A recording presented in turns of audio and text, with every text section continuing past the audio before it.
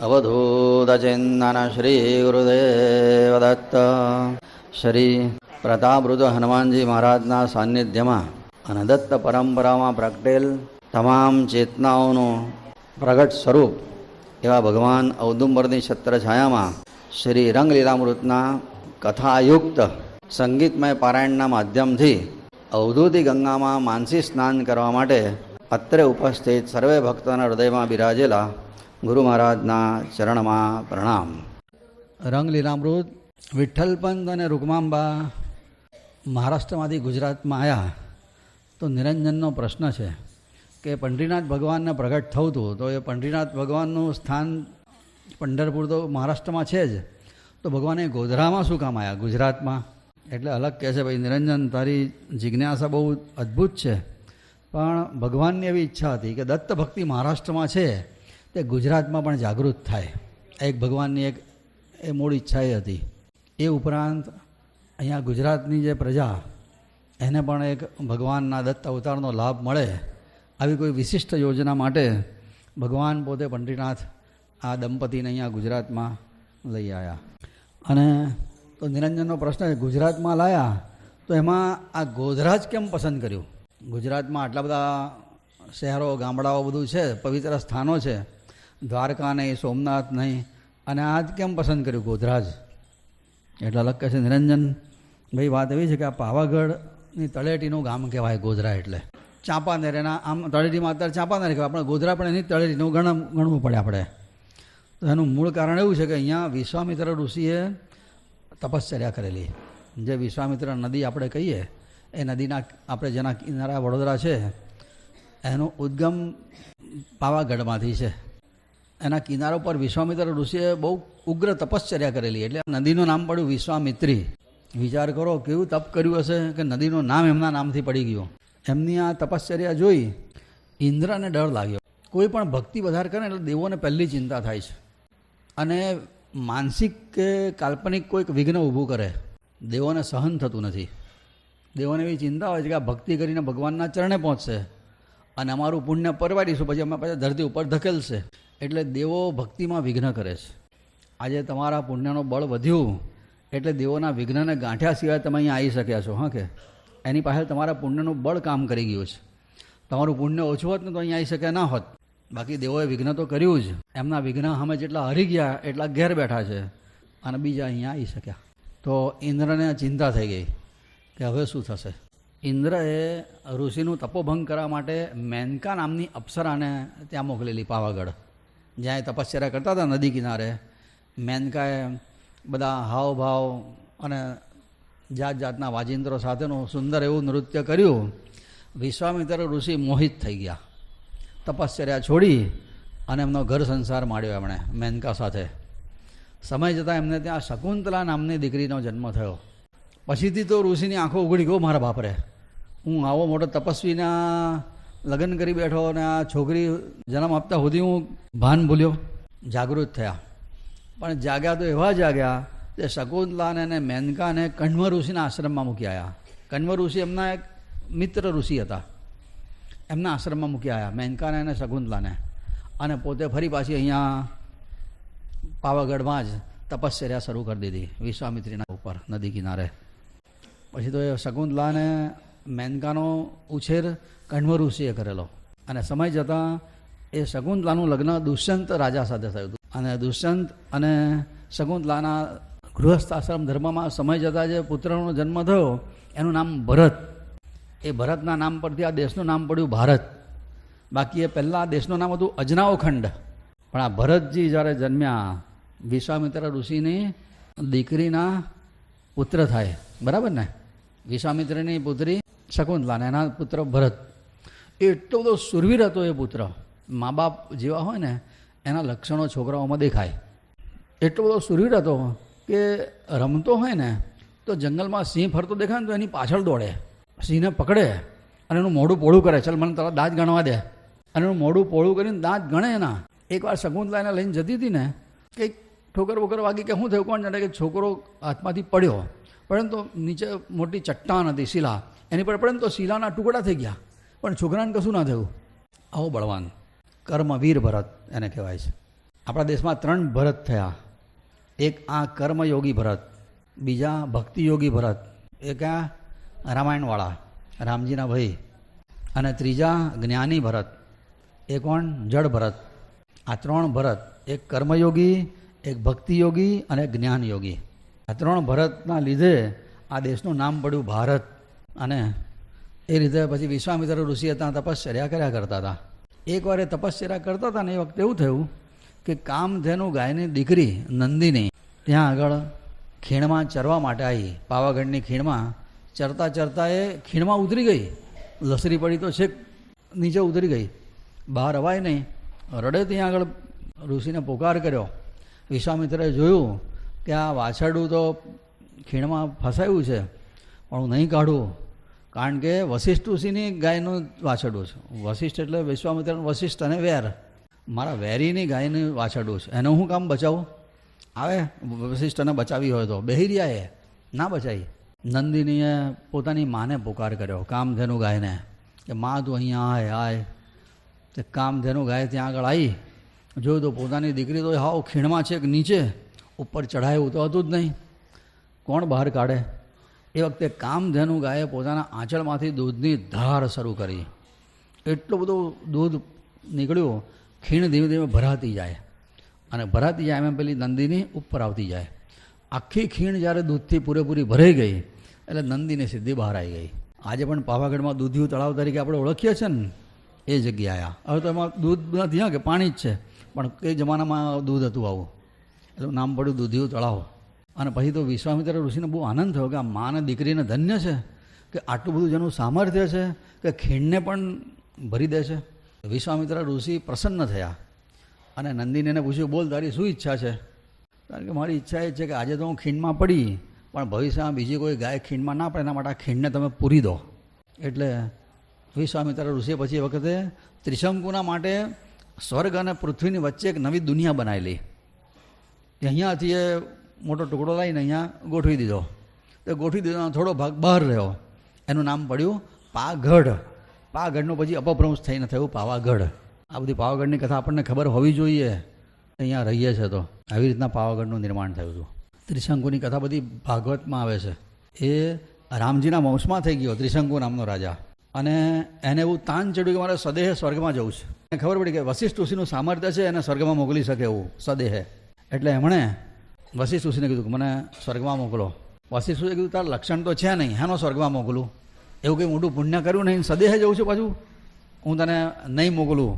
એટલે આ આયા વિશ્વામિત્ર પાસે કે મને સ્વર્ગમાં સદેહ જવું છે, અને વશિષ્ઠ ઋષિએ ના પાડીશ.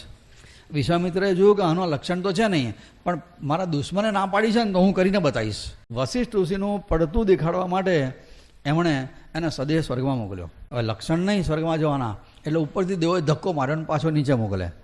અને અહીંયા વિશ્વામિત્ર પોતાના તપોબળથી એને ઉપર ધકેલે. શું આ તપોબળ હશે આ લોકોના? ઉપરથી પેલા નીચે ધકેલે ને આ અહીંયાથી ઉપર ધકેલે. હવે જો એને સ્વર્ગમાં મોકલી શકે નહીં તો પોતાનું નાક કપાય. એટલે એ વખતે પોતાનું નાક કપાતું બચાવવા માટે વિશ્વામિત્ર ઋષિએ સ્વર્ગ અને પૃથ્વીની વચ્ચે એક સૃષ્ટિનું નિર્માણ કર્યું. ત્રિશંકુને કીધું તો ત્યાં બેસી જા ભાઈ, અને ત્યાં એ નગરીનો રાજા બનાવી દીધો. નહીં સ્વર્ગમાં અને નહીં ધરતી ઉપર. એટલે આપણે કોઈ બે બાજુથી લટકે ને ત્યારે આપણે કહીએ છીએ ને એની દશા ત્રિશંકુ જેવી થઈ. આપણે એની કહેવત બની ગઈ, આની દશા ત્રિશંકુ જેવી થઈ. તે એ પછી તો ત્રિશંકુ પછી જ્યારે સમય પૂરો થયો હશે પછી એ નગરી ખાલી પડેલી. વિશ્વામિત્રને થયું કે જગ્યા ખાલી જ છે, લાવો અહીંયા મૂકી દો, આ ખીણને પૂરી દઈએ. તો ત્યાંથી લઈ આવ્યા અને બધું અહીંયા મટીરિયલ બધું તો તેમાં નાખ્યું ખાડામાં. એ ખાડો તો ભરી ગયો, પણ ઉપર થોડો ટેકરો થઈ ગયો. એ પાવાગઢ એ ટેકરો જે થયો તે આવી કથા છે. અને પછી તો ત્યાં જયસિંહ રાજાએ રાજ કર્યું, અને એના બધા અત્યારે જે નગરો અને બધા મોટા મોટા કોટ જે છે ને બધા કિલ્લા બતાવે છે એ જયસિંહ રાજાના હતા. બહુ સમૃદ્ધિ હતી એક જમાનામાં પાવાગઢની. પછી મોહમ્મદ બેગડાએ બધું લૂંટી ગયા બધા, એને રાજ થયું પછીથી, આવું કહેવાય છે. એ કથાઓ છે એની. પછીથી થયું તો એવું. અને એ જગ્યાએ ત્રીજી કથા એની એવી છે કે રાવણનું યુદ્ધ ચાલતું હતું ત્યારે લક્ષ્મણજીને પેલા ઇન્દ્રજીતની શક્તિથી મૂર્છિત થઈ ગયા. એટલે એમને બચાવવા માટે સુષણ વૈદની સલાહ પ્રમાણે હનુમાનજી હિમાલયમાંથી સંજીવનીનો પહાડ લઈ આવ્યા અને લક્ષ્મણજીને જીવતદાન મળ્યું. પછી રામજી કહે કે આ પહાડ પાછો મૂક્યા હો, નહીં તો અહીંયા લડતા નહીં ફાવે. મેદાન હતું એ જગ્યાએ મોટો પર્વત થઈ ગયો. લડવા માટે મેદાન જોઈએ. એટલે હનુમાનજી પાછો પર્વત લઈને પાછો જતા હતા ને તો અહીંયાથી પસાર થતા હતા ગુજરાત ઉપરથી. એ વખતે મોટું વાવાઝોડું ફૂંકાયું ને તે પર્વતનો કેટલોક ભાગ તૂટ્યો અને પડ્યો નીચે. એ પડ્યો ત્યાં પાવાગઢ અને બાકીનું પછી હિમાલયમાં મૂકી આવ્યા. અને આજે પણ વૈજ્ઞાનિકોએ એવું જોયું છે ને તો હિમાલયની અમુક વનસ્પતિ એવી છે કે જે ફક્ત પાવાગઢમાં જ જોવા મળે છે. પાવાગઢમાં અમુક વનસ્પતિ એવી છે કે જે આખા ભારતમાં તો હું ધરતી પર બીજે ક્યાંય નથી, ફક્ત હિમાલયમાં જ થાય છે. એવી વનસ્પતિ આ પાવાગઢમાં થાય છે. આવી એક કથા છે. ત્યાં આગળ કાળિકા માતાનું સ્થાન છે. એ સરસ એનો બધો જીર્ણોદ્ધાર ફાઇન કર્યો છે. એટલે નિરંજને પૂછ્યું કાળિકા માતા ત્યાં કઈથી આવ્યા? પાવાગઢ તો ચલો બની ગયો, પણ કાળિકા માતા ત્યાં કઈથી આવી ગયા? અલગ કહે છે નિરંજન થયું તો એવું કે મહિષાસુર નામનો એક બહુ ભયંકર રાક્ષસ થયો હતો અને એને મારવા માટે અંબા માતા તૈયાર થયા. એટલે દેવો બધા ગભરી ગયા. એટલે દેવો માતાજીને પ્રાર્થના કરી, માતાજી તમે તો શક્તિશાળી છો, આ મહિષાસુરને મારો. અંબાજીને મારવા માટે તૈયાર થયા ને તો મહિષાસુરનો મિત્ર હતો રક્તબિંદુ. એ રક્તબિંદુ ત્યાં આગળ લડવા માટે આવ્યો. રક્તબિંદુને એવું વરદાન હતું, એણે તપસ્યા કરીને બ્રહ્માજી પાસે એવું વરદાન માગેલું, કોઈ મને મારે અને મારા શરીરમાંથી લોહીના જેટલા ટીપા જમીન ઉપર પડે એટલા બીજા રક્તબિંદુ પ્રગટ થવા જોઈએ. હવે એક ટીપું પડે તો એક રક્તબિંદુ, તો આ તો એને મારવો હોય તો કેટલા લોહીના ટીપા પડે, એટલા બધા રક્તબિંદુ નવા જન્મે, તો આ તો મરે જ નહીં. એટલે બધા ઇન્દ્ર ગભરાઈ ગયો અને ઇન્દ્રે પછી વખતે અંબા માતાને કાનમાં જઈને કીધું કે તમે એને મારશો નહીં, આ રક્તબિંદુ મરશે ને તો બીજા રક્તબિંદુ જન્મશે, કેટલાને મારશો? આને બ્રહ્માજીનું વરદાન છે કે એના શરીરમાંથી લોહી જમીન પર પડે તો બીજા રક્તબિંદુ જન્મે. અંબા માતાએ જ્યારે આ વાત જાણી એટલે એમણે એ વખતે પોતાના અંગમાંથી જ બહુ વિકરાળ સ્વરૂપ ધારણ કર્યું, પ્રગટ કર્યું, બીજું પ્રગટ સ્વરૂપ કર્યું. એનું નામ આ કાળિકા માતા. આખું શરીર એમનું કાળું, હાથમાં ખપ્પર, આંખો મોટી મોટી લાલ, ગળામાં ખોપડીઓની માળા અને કેળ ઉપર સર્પનો કંદોરો પહેરેલો. બરાબર કછોટો બાંધીને આવી ગયા, હું તો રક્ત પીનારી છું, મને રક્ત પીવું છે, બતાવે ક્યાં છે રક્ત. રક્તબિંદુને તારે જે લોહી પડે ને તો તું પી જજે અને જમીન પર પડવા દેતી નહીં. કાળકા માતા કે ઓલ રાઈટ, મારે મંજૂર છે. તો હાથમાં લીધું ખપ્પર અને અંબા માતાની જોડે જોડે દોડે. અંબા માતા જે રક્તબિંદુને મારે ને એનું લોહી પડતા પહેલાં તો એ ઝીલી લે ખપ્પરમાં અને પી જાય. અને ધીમે ધીમે રક્તબિંદુ હાવ રક્ત વગરનો થઈને મર્યો. એ મર્યો પછીથી અંબા માતાએ મહિષાસુરનો વધ કરી શક્યા. મહિષાસુર મર્દિની આપણે કહીએ છીએ ને, મહિષાસુર મર્દિની એ અંબા માતા. મહિષાસુર મર્દિની અંબે માત કી જય. પણ આ બાજુ થયું કે પેલા કાળકા માતા પેલું લોહી તો પી ગયા, પણ લોહી પીધું એટલે એમને ગુસ્સો ઓર વધ્યો. જે ખાઓ ને એ પ્રમાણે અસર તો થાય ને. તો એમનો ક્રોધ શાંત જ ના થાય. મેદાનમાં દોડામ દોડી કરે, હજુ લાવો, હજુ લાવો, હજુ લાવો. હવે બધા કે બધું પતી ગયું, હવે શાંતિથી બેસી જાઓ, બધું રિસેપ્શન પૂરું. નહીં, હજુ જોઈએ, હજુ જોઈએ. કોઈ શાંત જ નહોતા થતા એ વખતે. એટલે બધા દેવોને થયું કે હવે મહાદેવજી છે, અમને કોઈ શાંત કરી શકે એમ નથી.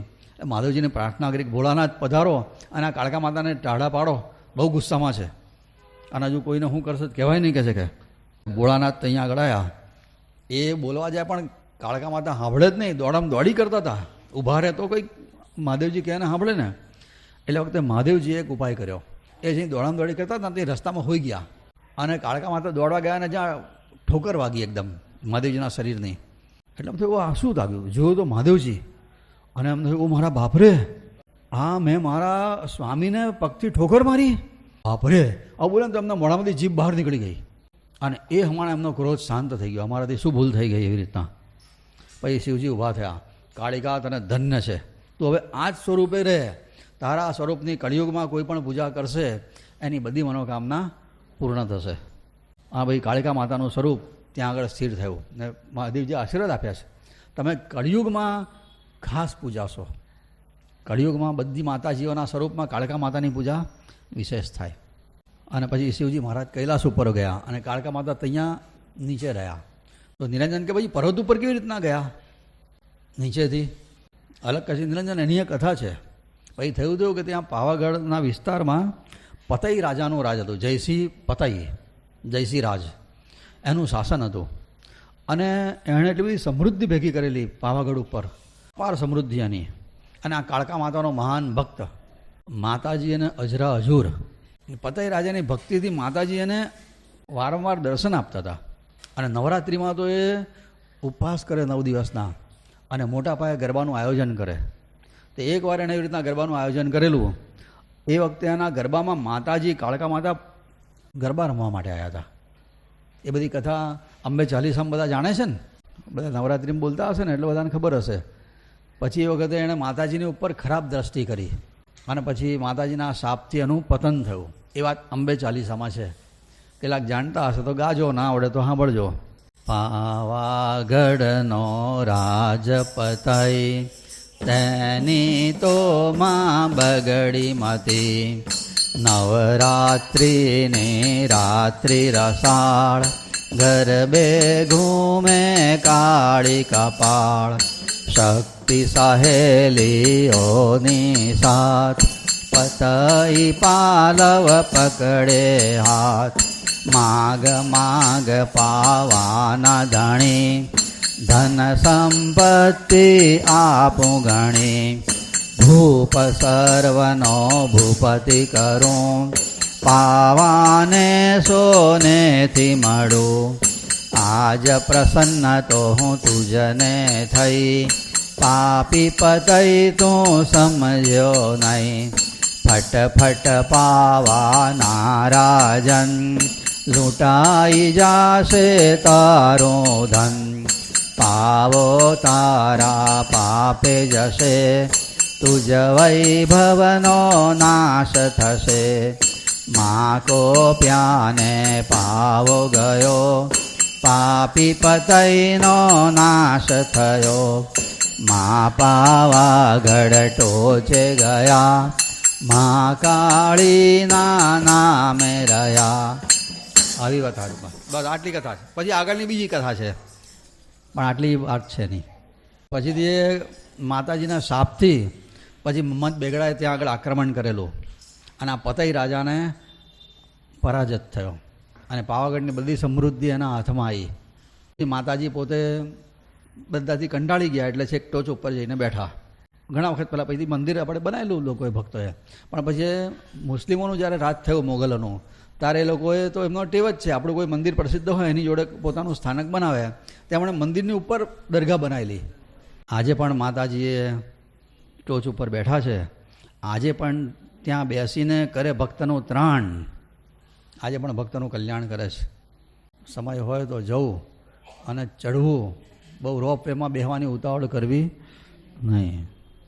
માતાજીની ઉપાસના એટલે શક્તિની ઉપાસના. પગથિયા ચઢીને જાઓ ને તો દર્શનમાં આનંદ આવે, તો રોપવેમાં જાઓ તો એવો આનંદ ના આવે. ચઢાતું હોય તો ચઢીને જવું. કથા છે. અવધૂત ચિંતન શ્રી ગુરુદેવ દત્ત.